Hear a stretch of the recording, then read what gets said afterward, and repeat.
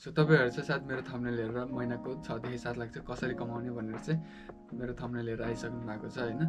So तपाईँहरूलाई स्वागत छ। अनि यो भिडियोमा चाहिँ म तपाईँहरूलाई चाहिँ मैले कसरी कमाउँछु त होइन महिनाको 6 देखि 7 लाख त्यो चाहिँ म सबै भनिदिन्छु। र त्योभन्दा पहिला चाहिँ म चाहिँ मेन कुरा चाहिँ के गर्न चाहन्छु भने यदि जापान आएर चाहिँ तपाईँहरूले चाहिँ होइन मतलब कोही हुन्छ नि भिडियो बनाएर मैले काम पाइनँ भन्दै रुने मान्छेहरू, उहाँलाई चाहिँ एउटै कुरा भन्न चाहन्छु। तपाईँहरू चाहिँ कि तपाईँहरूले भाषा नजानेको कि तपाईँ चाहिँ अरूको भरमा बसिराख्नु भएको छ है, मलाई कसैले काम लगाइदिन्छ अनि म काम गर्न जान पाऊँ होइन, त्यस्तो भनेर बसिराख्नु भएको छ भने चाहिँ तपाईँहरू चाहिँ एकदम गलत गर्दै हुनुहुन्छ। तपाईँहरूलाई आएर कसैले काम लगाइदिँदैन, मलाई पनि कसैले लगाइदिएको थिएन, मैले आफैले खोजेको हो। र मेन कुरा चाहिँ यो जापानमा चाहिँ ह्यान्ड क्यास अथवा ब्याङ्क क्यास चाहिँ कसरी पाउन सकिन्छ मैले एउटा भिडियो अलरेडी बनाएर हालेको छु, त्यहाँबाट हेर्न सक्नुहुन्छ है त। र मेनतर्फ लाग्यो कि मैले चाहिँ महिनाको 6 देखि 7 लाख रुपियाँ पैसा चाहिँ कसरी कमाइरहेको छु त। र नम्बर 1मा छ यो चाहिँ जापान सरकारले नै दिएको हप्ताको 28 घन्टाको काम होइन। सो यसबाट चाहिँ मैले महिनाको 1.5 लाखदेखि 2 लाखसम्म मिनिमम होइन त्यति कमाइरहेको हुन्छ है त मेन भनेको है। र यो त सबैले कमाउनु नै हुन्छ र त्यो बाहेकको एक्स्ट्रा इन्कम भनौँ है त अब। र 7 लाख चाहिँ मैले यो 1.5 लाखदेखि 2 लाख नै जोडेर पुऱ्याएको है त, त्यसलाई चाहिँ हामी र त्यो बाहेक एक्स्ट्रा इन्कमको कुरा गरौँ है त अब।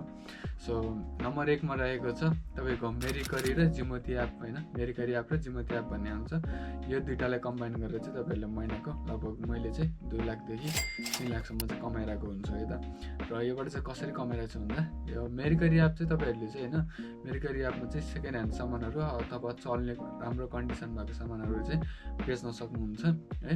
अनि तपाईँहरूले चाहिँ यसमा चाहिँ राम्रो प्रफिट बनाउन सक्नुहुन्छ। अनि जिमोती एप भनेको चाहिँ जापानमा चाहिँ मान्छेहरू चाहिँ एक ठाउँबाट अर्को ठाउँमा जाँदाखेरि चाहिँ होइन सामानहरू चाहिँ त्यत्तिकै फ्रीमा दिइरहेको हुन्छ अथवा 500-1000 रुपियाँमा राम्रो सामान पनि 500-1000 रुपियाँमा दिइरहेको हुन्छ कि होइन। अनि सो तपाईँहरूले चाहिँ त्यहाँबाट चाहिँ सामान उठाएर होइन बेच्न मिल्ने खालको सामान आफूले राम्रो कन्डिसन हेरेर त्यहाँबाट सामान लिएर आएर मेरिकरीबाट चाहिँ तपाईँहरूले चाहिँ आफ्नो प्राइस राखेर चाहिँ बेच्न सक्नुहुन्छ है त।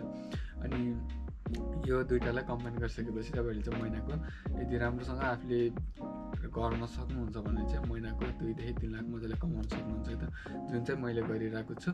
अनि योबाट चाहिँ तपाईँहरूले मैले भनिहालेँ 2देखि 3 लाख चाहिँ मैले कमाइरहेको छु है त। र अनि अर्को नम्बर 3मा रहेको छ म चाहिँ एउटा भिडियो एडिटर पनि हो होइन।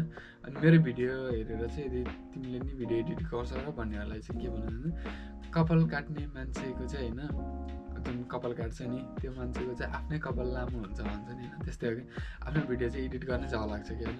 र त्यस्तै मैले चाहिँ नेपाली क्लाइन्टको चाहिँ होइन कि होइन विदेशी बाहिर लिङ्कडिनबाट चाहिँ भिडियो एडिटहरू गरेर हुन्छ होइन, त्यहाँबाट क्लाइन्ट खोजेर चाहिँ होइन अथवा फाइबरहरूबाट पनि हुन्छ। र लिङ्कडिनबाट भन्दा पनि फाइबरहरूबाट चाहिँ भिडियो एडिट गरेर आउँछु, जसबाट चाहिँ मैले चाहिँ महिनाको चाहिँ 50,000देखि 1 लाखसम्मको बिचमा चाहिँ कमाइरहेको हुन्छ है त।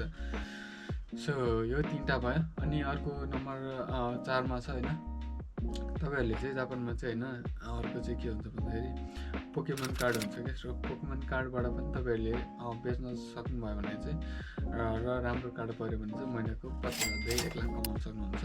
अनि यसमा चाहिँ तपाईँहरूलाई घाटा भन्ने हुँदैन, घाटा चाहिँ हुन्छ यदि तपाईँले कार्ड बेच्न आएन भने।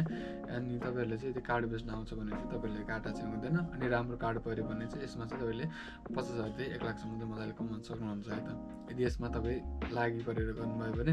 अब त्यस्तै अब कन्टिन्यूमा भएको मात्रै कार्ड लिएर आएर चाहिँ गर्नुभयो भने चाहिँ तपाईँले गर्न सक्नुहुन्न। मेन कुरा चाहिँ होइन तपाईँहरूले बाहिरबाट धेरै पोकेमन कार्ड खोजेर लिएर गर्नुभयो भने चाहिँ मजाले कमाउन सक्नुहुन्छ है त। सो यही नै थियो मेरो जापानको एक्स्ट्रा इन्कमहरू। अनि मेन भनेको चाहिँ मेरो मेरिकरी नै हो होइन, मेरिकरी र भिडियो एडिटिङ होइन, यो दुइटाबाट चाहिँ मैले मेन पैसा कमाउँछु। अनि जापानको 28 घन्टा कामबाट अरू यो पोकेमन कार्डबाट चाहिँ त्यस्तो मैले यसलाई इन्कमको रूपमा चाहिँ जोडेको थिइनँ, तर त्यहाँबाट पनि अलिअलि कमाउँछु मात्रै भन्नु भनेको, त्यसलाई चाहिँ मैले छुट्टै राखेँ। र यो 3टा इन्कम चाहिँ 3 लाख रुपियाँ होइन, अनि 2 लाख रुपियाँ, अनि भिडियो एडिटिङबाट 1 लाख रुपियाँ, 6देखि 7 लाख रुपियाँ चाहिँ मैले महिनाको इन्कम चाहिँ गरिरहेको हुन्छ है त। सो तपाईँहरूले थाहा पाइहाल्नुभयो मेरो एक्स्ट्रा इन्कम के छ भनेर होइन। र मैले अझै पनि अरू एक्स्ट्रा इन्कम बनाउने कोसिस गर्दैछु र त्यो के हुनेछन् अब आउने अरू भिडियोहरूमा म भनि नै हाल्छु। अबबाट चाहिँ युट्युबमा चाहिँ कन्सिस्टेन्ट हुने भनिरहेको छु होइन। र अरू भिडियोहरू पनि यस्तै खालको यो एक्स्ट्रा इन्कम कसरी कमाउन सकिन्छ र म चाहिँ एक्स्ट्रा इन्कमको लागि चाहिँ के गर्दैछु त्यो पनि भन्छु होइन। र त्यति बेलासम्मको लागि चाहिँ होइन मेरो भिडियो हेर्न चाहनुहुन्छ भने चाहिँ सब्सक्राइब गर्नु होला, बेल आइकन पनि अन गर्नु होला, अनि भिडियोलाई यदि मन पऱ्यो भने चाहिँ भिडियोलाई लाइक पनि गर्नु होला, अनि केही कुरा सोध्न मन छ भने चाहिँ कमेन्ट पनि गर्नु होला है त। र त्यति बेलासम्मको लागि चाहिँ बाई बाई।